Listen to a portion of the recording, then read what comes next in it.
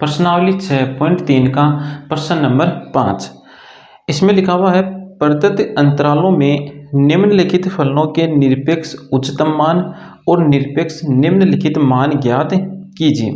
हमें यहाँ पर 4 प्रश्न दे रखे हैं और चारों ही प्रश्नों में 4 फलन है और इन फलनों का हमें निरपेक्ष उच्चतम और निरपेक्ष निम्नतम मान ज्ञात करना है।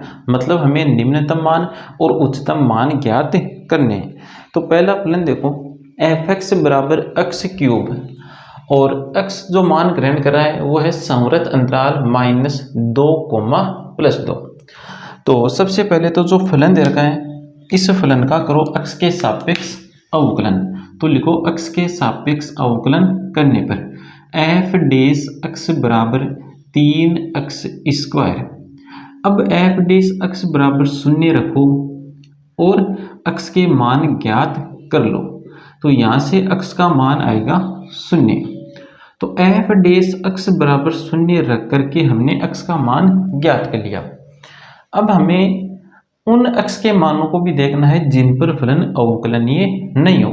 तो यहाँ पर देखो प्रांत हमें संवृत अंतराल दे रखा है। तो जब भी प्रांत हमें संवृत अंतराल के रूप में दिया हुआ हो तब उस प्रांत की प्रारंभिक संख्या और अंतिम संख्या पर फलन अवकलनीय नहीं होता है। तो -2 और +2 इन दोनों पर यह फलन अवकलनीय नहीं होगा। तो अब मैं लिख रहा हूं क्रांतिक बिंदु।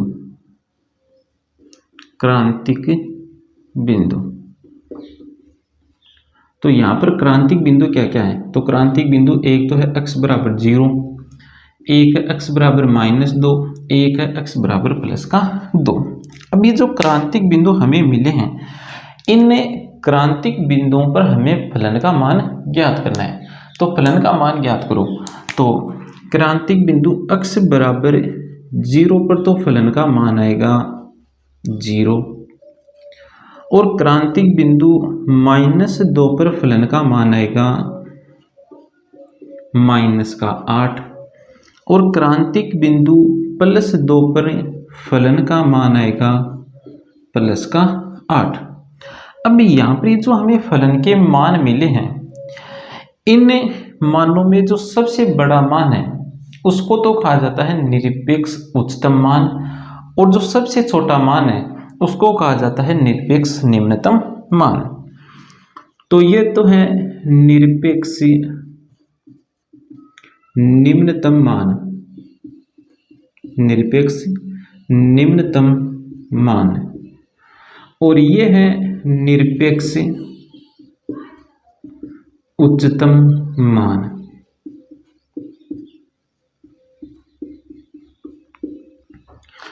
अगला प्रश्न देखो f(x) बराबर sin x plus cos x और x जो मान ग्रहण कर रहा है वो है संवृत अंतराल 0, π।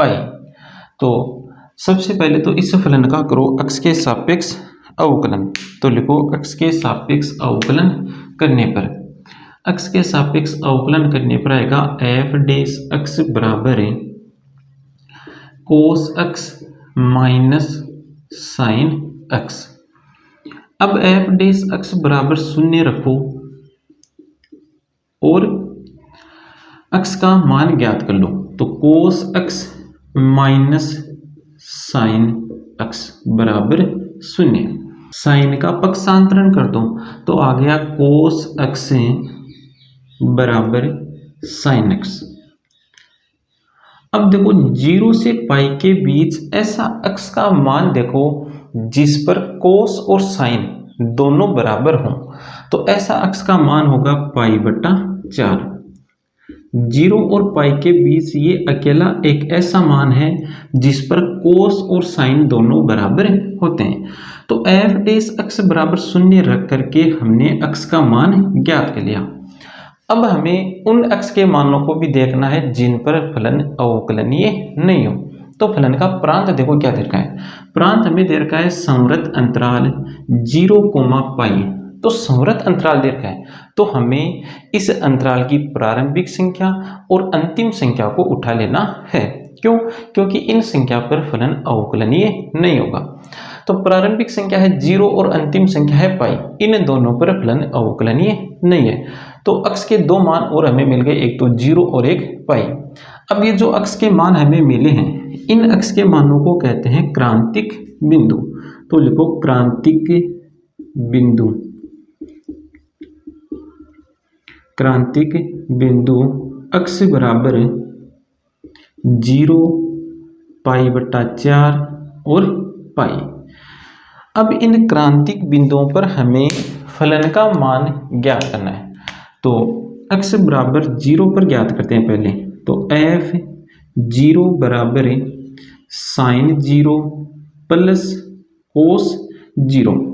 साइन 0 का मान होता है 0 और कोस 0 का मान होता है 1। तो यहाँ से फलन का मान आ गया प्लस का 1। अब ज्ञात करो अक्ष बराबर पाई/4 पर। तो f पाई/4 बराबर साइन पाई/4 प्लस कोस पाई/4। साइन पाई/4 का मान होता है 1/√2 और कोस पाई/4 का मान भी होता है 1/√2। दोनों का योग करेंगे तो हमें मिलेगा 2√2।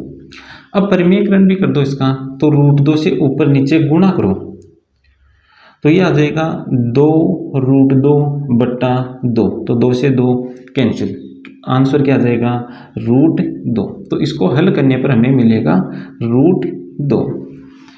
अब देखो अक्ष बराबर पाई पर, तो अक्ष बराबर पाई पर देखो फलन का मान हमें क्या मिलता है, साइन पाई प्लस कोस पाई। देखो साइन पाई तो होता है 0 और कोस पाई का मान होता है -1।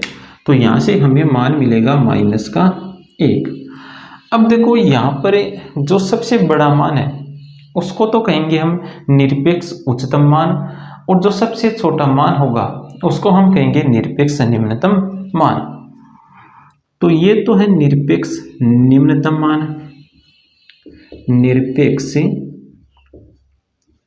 निम्नतम मान,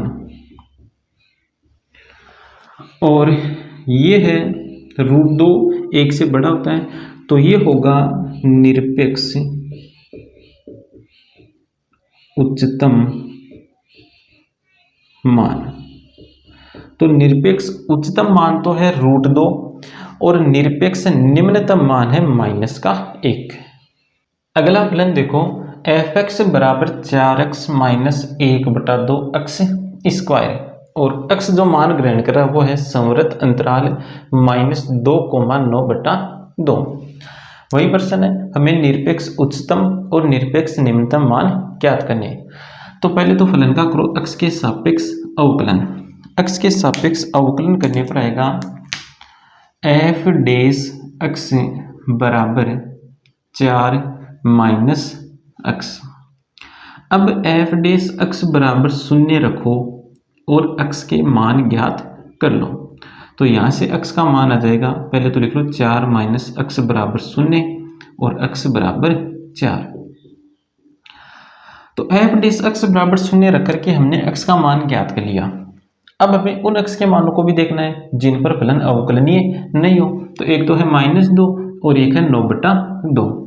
तो क्रांतिक बिंदु हो गए, फिर क्रांतिक बिंदु x बराबर -2, 4 और 9/2। अब इन क्रांतिक बिंदुओं पर फलन का मान ज्ञात करो। तो x बराबर -2 पर ज्ञात करते हैं पहले।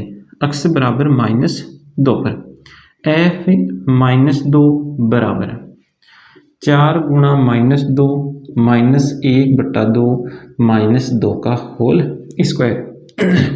तो यहाँ से आ गया -8 और यहाँ से आ जाएगा -2। तो ये हो गया -10।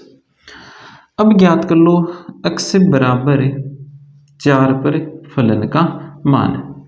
तो 4 गुणा 4 हो जाएगा 16 -4 का स्क्वायर 16, 16 में 2 का भाग दिया तो 8, 16 - 8 + 8। अब x बराबर 9/2 पर देखो फलन का मान, तो x बराबर 9/2, तो f 9/2 बराबर 4 गुणा 9/2 माइनस 1/2 गुणा x स्क्वायर, तो ये बन जाएगा 81/4। तो ये कैंसिल हो गया, तो यहाँ पर तो आ गया 18 माइनस यहाँ से आ जाएगा 81/8। अब देखो लघुत्तम ले लो, तो इसके बट्टे में लिख लो 1 और इन दोनों का गुणनफल ले लो लघुत्तम। तो 8 तो गुणा हो जाएगा 18 से और 1 गुणा हो जाएगा 81 से, तो 18 को 8 से गुणा करेंगे तो आएगा 144 माइनस 1 को 81 से गुणा करेंगे तो आएगा 81। अब 144 में से 81 घटाओ, तो पहले 144 में से 80 घटा लो तो बच गया 64, 64 में से फिर 1 घटाओ तो आ जाएगा 63/8। अब यहाँ पर हमें इन क्रांतिक बिंदुओं पर जो फलन का मान मिला है, देखो एक तो ये मान हमें मिला है, एक ये मान मिला है और एक ये मान मिला है। तो इन मानों में जो सबसे बड़ा मान होगा वो तो होगा निरपेक्ष उच्चतम मान, और जो सबसे छोटा मान होगा वो होगा निरपेक्ष निम्नतम मान। तो ये तो है सबसे छोटा मान, तो इसे तो कहेंगे निरपेक्ष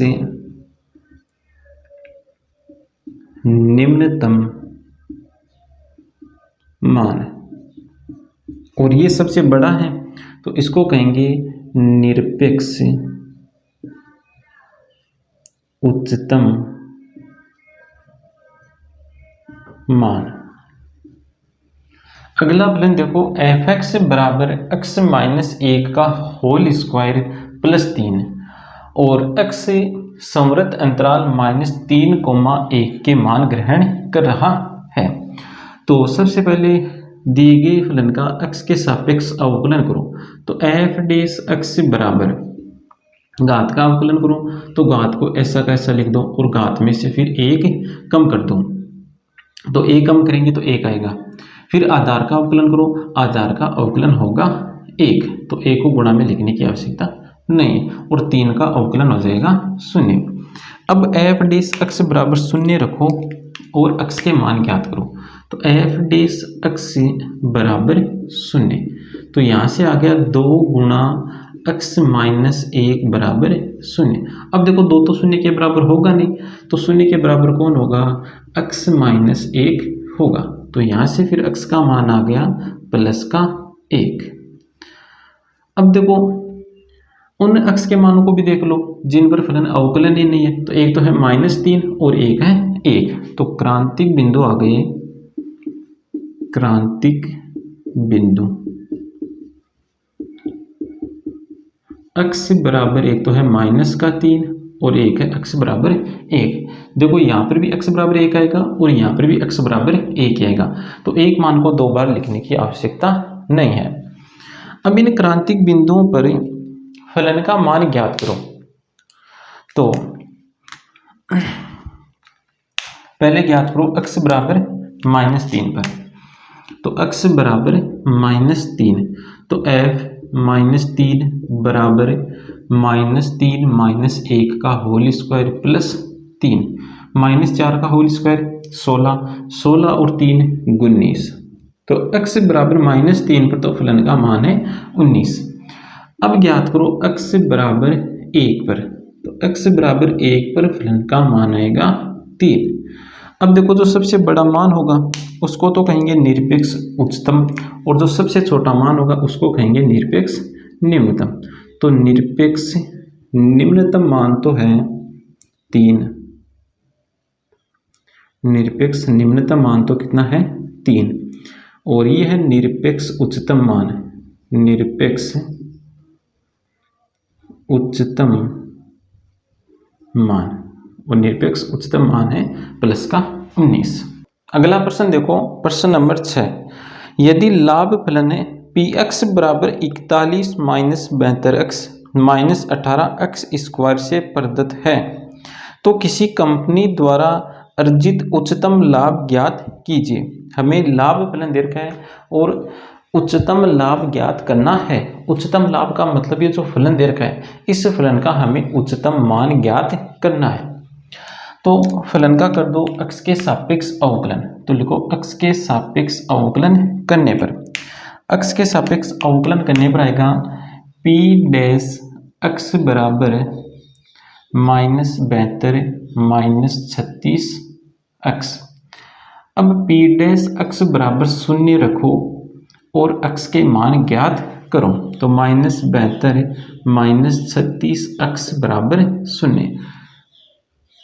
तो यहाँ से आ गया 36x बराबर -72। तो x बराबर आ गया -2। तो p डैश x बराबर 0 रख करके हमने x का मान ज्ञात कर लिया। अब देखो ये बहुपदीय फलन दे रखा है, इसका मतलब x का और कोई ऐसा मान नहीं है जिस पर ये अवकलनीय नहीं हो। तो हमें क्रांतिक बिंदु मिला है केवल एक ही। तो लिखो क्रांतिक बिंदु, क्रांतिक बिंदु x बराबर -2 और इस क्रांतिक बिंदु पर फलन का मान ज्ञात कर लो। x बराबर -2, तो p -2 बराबर 41 -72 को -2 से गुणा करेंगे तो आएगा प्लस का 144 -18x²। तो x की जगह -2 रखेंगे तो x² बन गया 4। तो -18 4 से गुना होगा तो बनेगा -72। इन दोनों को देखो हल करने पर आएगा प्लस का 72 प्लस 41, इन दोनों का योग हो जाएगा 113। तो बराबर लिख दो 113। अब देखो यहाँ पर हमें एक ही क्रांतिक बिंदु मिला है तो मान भी एक ही मिलेगा। तो मान एक ही मिला है तो हम कहेंगे कि इस फलन का उच्चतम मान भी यही है और निम्नतम मान भी यही है। और यहाँ पर देखो मान शब्द का प्रयोग नहीं करेंगे, यहाँ पर लाभ की बात हो रही है। तो इस फलन का उच्चतम लाभ भी ये होगा और निम्नतम लाभ भी ये होगा। तो यहाँ पर उच्चतम लाभ की बात हो रही है तो यहाँ पर हम लिख देंगे अतः उच्चतम लाभ 113 है। यहाँ पर लिख देंगे अतः उच्चतम लाभ बराबर 113। अगला प्रश्न देखो, प्रश्न नंबर 7। अंतराल संवृत अंतराल दे रखा है हमें 0,3 पर 3x की power 4 -8x³ plus 12x² -48x plus 25 के उच्चतम मान और निम्नतम मान ज्ञात कीजिए। हमें फलन दे रखा है और इस फलन का हमें उच्चतम मान और निम्नतम मान ज्ञात करना है। और x कौन से मान ग्रहण कर रहा है? x संवृत अंतराल 0,3 इन मानों को ग्रहण कर रहा है।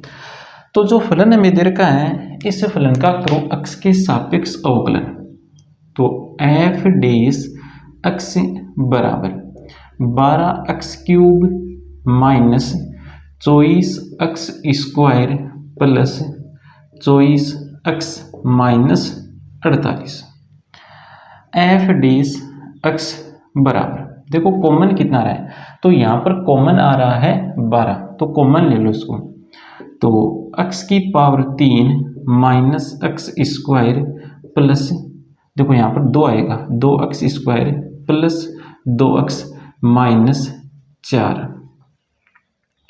f डैश x बराबर 12 गुणा, यहाँ पर देखो कॉमन क्या आ रहा है, कॉमन आ रहा है x²। तो x² को कॉमन लिया तो गुणा में आएगा x -2 और यहाँ पर कॉमन आ रहा है 2, तो 2 को कॉमन लिया तो गुणा में आएगा x -2। f डैश x बराबर 12 गुणा, यहाँ पर देखो अंदर कॉमन क्या आ रहा है, कॉमन आ रहा है x -2, तो गुणा में आ जाएगा x² प्लस 2। तो f डैश x बराबर 12 गुणा x -2 गुणा x² प्लस 2। अब f डैश x बराबर 0 रखो और x के मान ज्ञात करो। तो लिखो f डैश x बराबर 0। तो 12 गुणा x माइनस 2 गुणा x स्क्वायर प्लस 2 बराबर 0। अब यहाँ पर देखो 12 तो 0 के बराबर होगा नहीं, और x स्क्वायर प्लस 2 ये भी 0 के बराबर नहीं होगा। क्यों नहीं होगा? देखो x कौन सी संख्या है? x एक वास्तविक संख्या है, तो x स्क्वायर या तो 0 के बराबर होगा या 0 से बड़ा होगा। अब दोनों तरफ 2 जोड़ दो तो ये आ गया x square plus 2 greater than equal 2। तो x स्क्वायर प्लस 2 तो 2 के बराबर और 2 से बड़ा है, तो 0 के बराबर होने का तो कोई चांस है नहीं। तो फिर 0 के बराबर कौन होगा? 0 के बराबर होगा x माइनस 2। तो यहाँ से x का मान आ गया प्लस का 2। तो f डेश x बराबर 0 रख करके हमने x का मान ज्ञात कर लिया। अब देखो हमें प्रांत जो दे रखा है वो है संवृत अंतराल, तो प्रारंभिक संख्या और अंतिम संख्या को शामिल करेंगे। तो एक तो x का मान हो गया 0 और एक x का मान हो गया 3। तो हमें यहाँ पर 3 क्रांतिक बिंदु मिल गए, एक तो 0, एक 2 और एक 3। तो लिखो क्रांतिक बिंदु, क्रांतिक बिंदु x बराबर है, एक तो है 0, एक है 2 और एक है 3। अब इन क्रांतिक बिंदुओं पर फलन का मान ज्ञात करो। तो x बराबर 0 पर, x बराबर 0 पर f 0 बराबर, देखो 0 रखेंगे तो यहाँ तक 0 हो गया, तो f 0 का मान आ गया 25। उसके बाद है x बराबर 2, तो x बराबर 2 पर, x बराबर 2 पर फलन का मान ज्ञात करो। तो देखो f 2 बराबर 3 गुणा 2 की पावर 4 माइनस 8 गुणा 2 की पावर 3 प्लस 12 गुणा 2 की पावर 2 माइनस 48 गुणा 2 प्लस 25। अब देखो इन दो पदों में से देखो 2 की पावर 4 कॉमन आ रही है, तो कॉमन लो। 2 की पावर 4 को कॉमन लिया तो यहाँ पर आ गया 3 और यहाँ पर आ जाएगा 4। इन दो पदों में से देखो 2 की पावर 3 कॉमन आ रही है, तो 2 की पावर 3 को कॉमन लिया तो यहाँ पर तो कितना बचेगा? यहाँ पर आ जाएगा 6 और यहाँ पर कितना बचेगा? तो यहाँ से 4 बाहर निकालेंगे तो यहाँ पर बचेगा 12। तो 6 माइनस 12 प्लस 25। 2 की घात 4, 2 की घात 4 कितना होता है? 16। 3 माइनस 4 माइनस का 1 प्लस 2 की घात 3 8। 6 माइनस 12 माइनस का 6 प्लस 25। अब इसको हल कर लो तो माइनस 16 माइनस 48 प्लस 25। देखो इन दोनों को हल करने पर आएगा माइनस का 23। तो माइनस का 23 और माइनस का 16, इन दोनों का योग कर लो तो इन दोनों का योग आएगा माइनस का 39। तो x बराबर 2 पर फलन का मान है माइनस का 39। अब x बराबर 3 पर फलन का मान ज्ञात करो। तो लिखूं x बराबर 3 पर f 3 बराबर, देखो 3 गुणा 3 की पावर 4 माइनस 8 गुणा 3 की पावर 3 प्लस 12 गुणा 3 की पावर 2 माइनस 48 गुणा 3 की पावर 1 प्लस 25। अब देखो इन दो में से क्या कॉमन आ रहा है? इन दो में से कॉमन आ रहा है 3 की घात 3। तो यहाँ पर क्या बचेगा?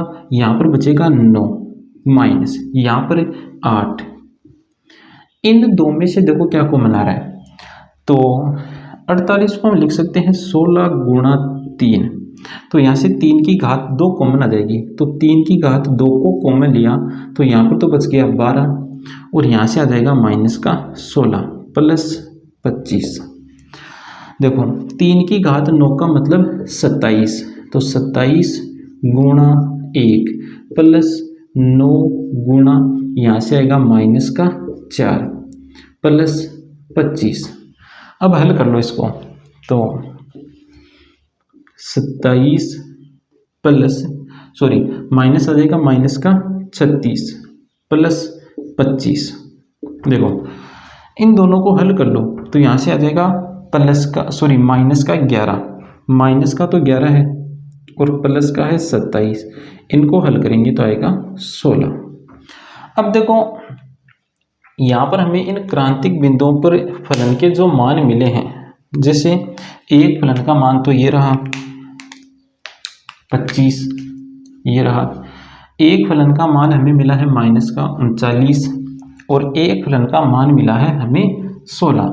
तो इन मानों में जो सबसे छोटा मान है, जैसे ये सबसे छोटा मान है, तो इसको तो हम कहेंगे निरपेक्ष निम्नतम मान, इसको तो हम क्या कहेंगे, निरपेक्ष निम्नतम मान। और जो सबसे बड़ा मान है, सबसे बड़ा मान है ये, इसको कहेंगे हम निरपेक्ष उच्चतम मान। जो सबसे बड़ा मान होता है उसको तो कहते हैं निरपेक्ष उच्चतम मान, और जो सबसे छोटा मान होता है उसको कहते हैं निरपेक्ष निम्नतम मान। तो आज की क्लास में इतना ही, आगे के प्रश्नों को हल करेंगे हम नेक्स्ट क्लास में।